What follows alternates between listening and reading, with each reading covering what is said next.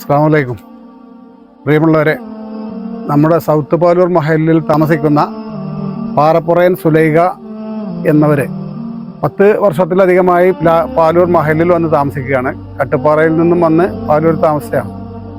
അവർക്ക് 4 പെൺകുട്ടികളാണുള്ളത്.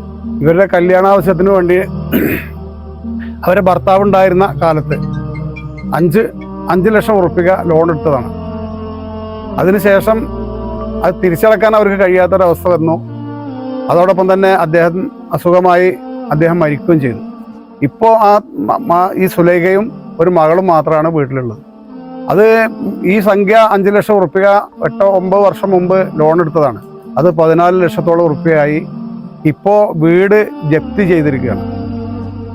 അവർക്ക് താമസിക്കാൻ യാതൊരു പാകമില്ലാത്ത വാടക വീട്ടിലേക്ക് ഇറങ്ങി താമസിച്ചിരിക്കുകയാണ്. അതോടൊപ്പം തന്നെ അവർ ക്യാൻസർ രോഗിയുമാണ്. അതിന് ചികിത്സ നടന്നുകൊണ്ടിരിക്കുകയാണ് ഈ സ്ത്രീക്ക്.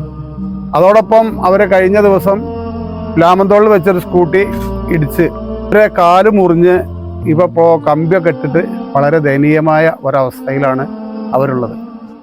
അപ്പോൾ ഞങ്ങൾ ഈ മഹലിൻ്റെ പ്രതിനിധികളാണ്. അപ്പോൾ നിങ്ങൾ ഉദാരമതികളായുള്ള ആളുകളൊക്കെ പരമാവധി സഹായിച്ച് അവർ ആ കടം തീർത്ത് ഈ വീട് വീണ്ടെടുക്കാനും അതോടൊപ്പം തന്നെ അവരുടെ ചികിത്സക്കും അവരുടെ ഭക്ഷണത്തിനും വേറെ ഒരു വഴിയില്ല, അതിനുള്ളൊരു സംവിധാനം കൂടി കാണണം എന്നുള്ള ഉദ്ദേശത്തോട് കൂടിയിട്ടാണ് കമ്മിറ്റി രൂപീകരിച്ചിട്ടുള്ളത്.